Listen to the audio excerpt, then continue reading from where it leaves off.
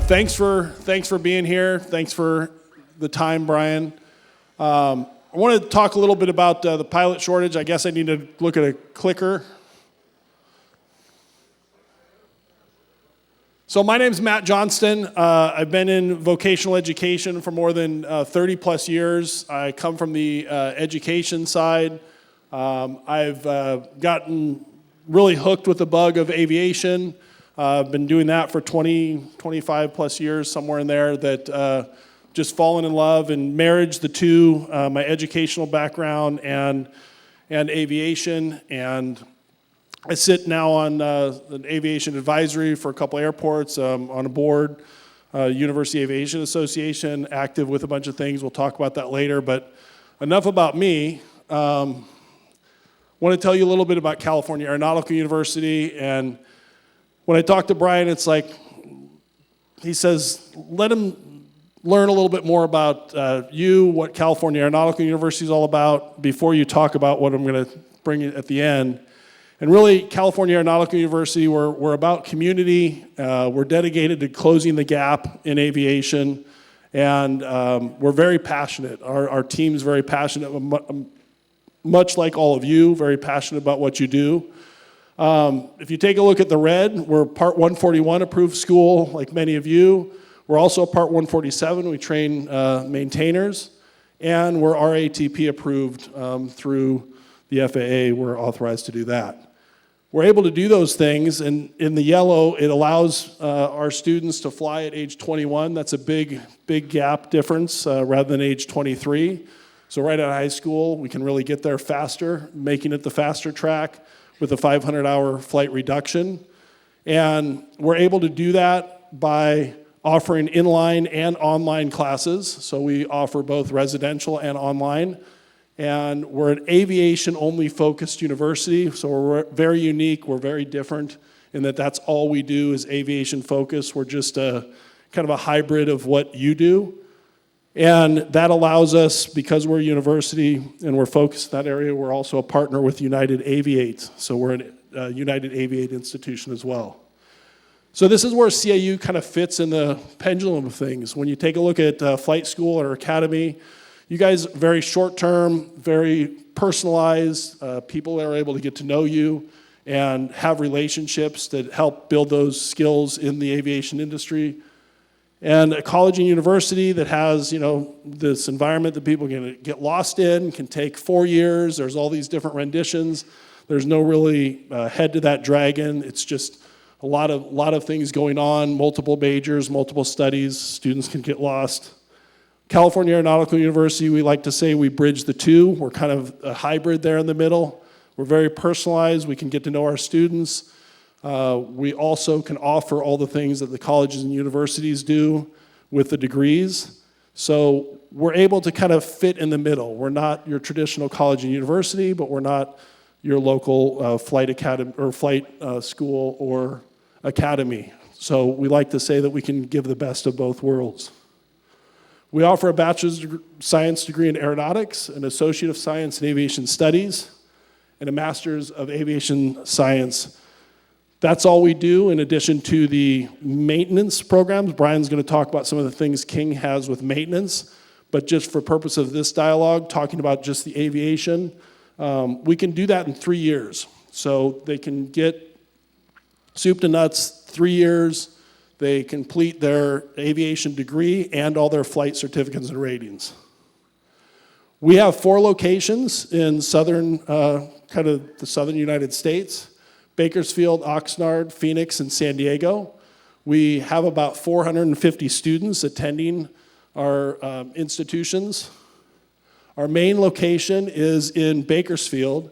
We have a 22-acre purpose-built facility with the capability of housing about 300. Mary's stayed in the dorms with us before, so I know she misses the dorms.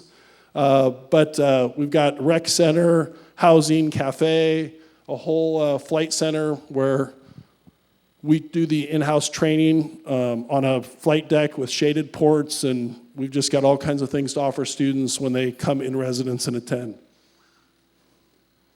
We have about 44 total aircraft. We fly 172s. We have a Super Decathlon, a Citabria, and we fly Beechcraft Barons for our twin. So we stay busy, like many of you, trying to keep all these things flying. Much of our equipment is newer, 2015 or newer. We've got 15 aircraft on order at some ridiculous price from Cessna. So Textron, if you're in, we're always looking for discounts, more than what we've paid for those 15. We have 6 AATDs that we use. We use Redbird for those, so you guys are probably familiar with that.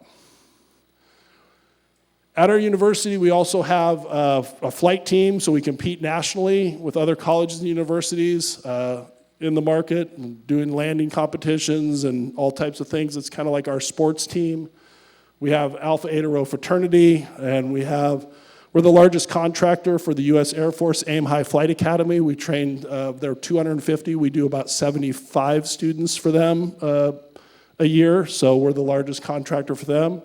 We're an AOPA sponsor, big into the high schools, the You Can Fly Symposium. We really stay involved with them on that. We do a lot of aviation career days. Most recently, we've launched NaviSpire, which is a high school focused STEM kits and really engaging ourselves at a deeper level in the high schools to help support those programs. Our partners and associations, you can see several of them up here. You're familiar with them. Just talking to Bob at FASANA and ATEC and NIFA, UAA. We try to stay involved and support all these efforts. A lot of these associations, or most of them, are really doing good work out there, and we really believe that we've got to support those voices. We're actively involved as well as you get more specific into some organizations. So you'll see things like the 99s and Women in Aviation, Latino Pilots, OBAP. And we also sponsor a performer, Vicky Benzing. You might have seen a P-51 Mustang with our logo on the side of it. So we're out there at air shows and kind of carrying on that history of some of those things as well. Our alumni are out there doing all the good work that many of your students are doing, working for airlines, pursuing the different career paths. So we're pretty proud of all the different types of things that they're representing and doing out there, and as I'm sure all of you are. So one of the things, and the main reason I'm here, just to give you that little kind of blurb of who we are and what we do as California Aeronautical University, we're looking at ways in which we can reach further. And we're seeking to have more reach into different communities across the country. We're seeking to be more relevant and present in areas that you are operating your schools in. So this is our launch during this cruise of introducing the Reach Flight Center. And the Reach Flight Center is a partnership between California Aeronautical University and hopefully schools like yours. The objectives is to provide aviation education nationwide and reach more students, hence the REACH program. We want to be able to reach out there and touch more lives and change more lives. We want to expand options for students seeking aviation degrees. There's not many degree options that are out there for students to actually partake in as they flow through your institutions and your schools. And we want to uplift and support the aviation community. We want to be an institution that brings people together to have dialogues, and we can disagree and we can do all kinds of things together, but we all need to be working towards helping students and helping the industry get what we need to help support flying some of this machinery that's out there. So at the Reach Flight Center, partners, CAU will provide the academic courses, and we'll also provide the support network for those students. We'll be there working with you for the pathways that a student wants to aspire to. And what we need the flight school to do is provide 6 certificates and ratings: private, instrument, commercial, CFI, and II, and they're multi. So that's the division kind of who does what, and we want to keep it simple, and we want to let the schools that partner with us do what they do best, and then we'll do what we do best, and we'll work together to the benefit of the student. So some of the benefits that a flight center can receive is increased student population and revenue. We'll work at the local community level for recruitment, and it also can provide a more predictable revenue stream because students are attending more regularly and predictable. And we will have a dedicated REACH support team to work with the students and work with you so that everyone can be successful. The student benefits, it is a faster track to aviation careers. They can complete all their flight training to start working for you as a CFI in as little as 2 years. We design the program so that everything is chosen for the student. They're not having to decide electives. We lay out the coursework so the student can be through everything they need to start working for you as a CFI at 2 years. The competitive advantage with a bachelor's degree, there's all this debate of whether you need a degree or not need a degree. You don't necessarily need a degree in all trades. It's really not about whether you need a degree or not. It's about the value of that individual, of valuing a degree or not in pursuing their careers. A degree isn't going to necessarily give you success, but it is going to give you a level of thinking and a level of things that the airlines are looking for in the cockpit, which is more than just the flight skills. They're looking for leadership, they're looking for critical thinking, they're looking for other elements as well that a degree brings. Direct pathways to airline partners. So the REACH Flight Center would receive all the benefits of our partnerships, including the United Aviate program. So it allows students to pathway into those programs. And then we've got the RATP benefits once the school was approved as one of our locations. So you guys are all aware of what that is. Access to student funding, that's the big hot topic, money, money, money. It's very costly. We were talking just last night about what it took me to get my private and how much it cost, and certificates and ratings and what it costs now with the cost of aircraft and all the different things. So it provides a lot of access to students to different federal funding. So the federal loans and grants and private educational loans. We do have some scholarships available as well for students to help fund their program.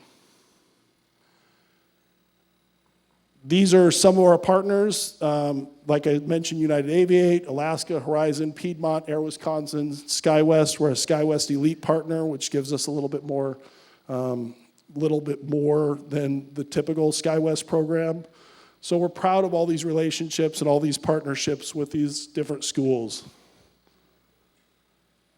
And what we're looking for with a preferred partner is that they be FAA Part 141 approved, and that they are VA approved, they have capacity for more students, and the quality safety record, which is important to all of us, and they have quality aircraft maintenance, which ties into that safety. So if you're interested in doing this with us, or you have any aspiration to become a REACH Flight Center, we'd love you to get on with the mission and help uplift the whole aviation community by being a REACH Flight Center, or make application with us to do that. And then we'll provide the academic curriculum. And we think it's kind of a whole ecosystem. So with our NaviSpire effort, NaviSpire reaches out into the high schools. So if we become a center in your local community, then we also can reach out to the local high schools and those high school districts and get a deeper relationship where they're buying STEM kits and they're doing the types of things for to support the curriculum. For example, the AOPA curriculum, I think, has like 80,000 students in it. So we can then embed ourselves in the high school in your region and with your efforts, and we can be in that community with you in kind of wrapping the student for the whole picture. This is where you can learn more. If you just put your name and your information in there, we can give you more information. We're all stuck on this ship for 3 days, so we'd love to talk to you and learn more about what you do and share more about what we do. So we're happy to continue those conversations, and I think that's about it. I have my team here. Richard Prekop, he's going to be our expert on the flying side and provide support there. Melissa Johnston, she's our operations, so she'll be the straight contact and be working to onboard and continue the relationship. And then Heather Machado is our VP of Development. She works on all of our compliance and accreditation and types of things we need to do to get all the approvals in your states. So I hustled it along, Brian. So you got time for question and answer. If anybody has any questions for Matt. Yes.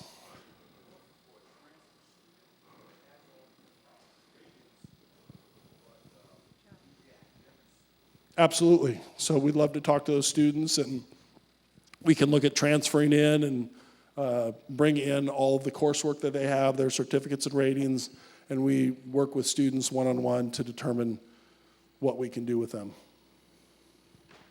Any other questions?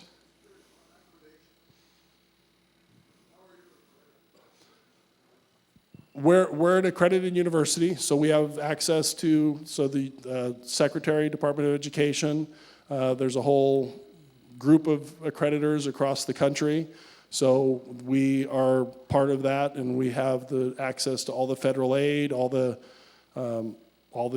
same things every other college and university has. So we're fully accredited. Yes? It's national, but we are seeking regional accreditation soon. So they all provide the same thing, national or regional.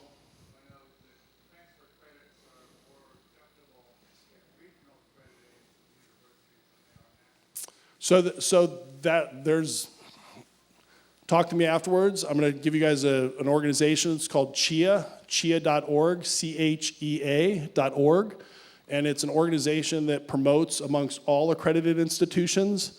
And they have some policies that they ask institutions to follow regarding transfer of credit and all those things, because it's the same federal money that a student's paid somewhere by getting the same accreditation. So when we show those things from that organization, or we equip students, and the same, when we're taking a look at credits, we follow that, and our students haven't had trouble once they educate the registrars at those institutions. Yes?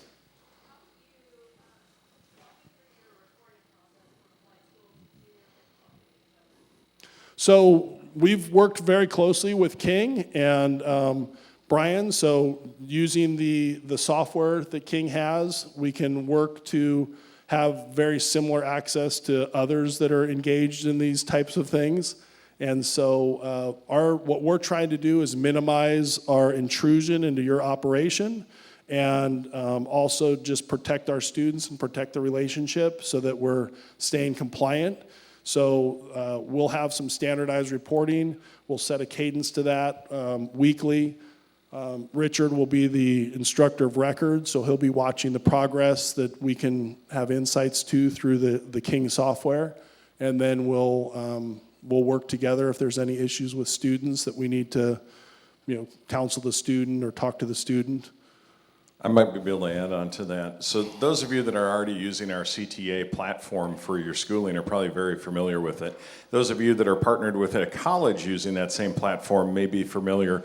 We have a cloud user account that we give our colleges and universities that has view-only access. That access is governed and controlled by the flight school. So you will go into systems, settings, and click on and off a particular university, and then when you register the student in CTA, it's going to say is affiliated, and from the drop down you're going to select that particular college. That's all they can see on anything that you've got. They can't change anything, can't modify them, but you're giving them view access to those particular records.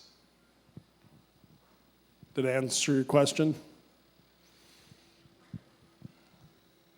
Any other questions? Awesome. Well, Thank you, Matt. We're going to be here for the next 3 days, stuck on the boat with you. So love to shake your hand, meet you, and we'll let the comedy show start next with the stars up here. And thank you for your time.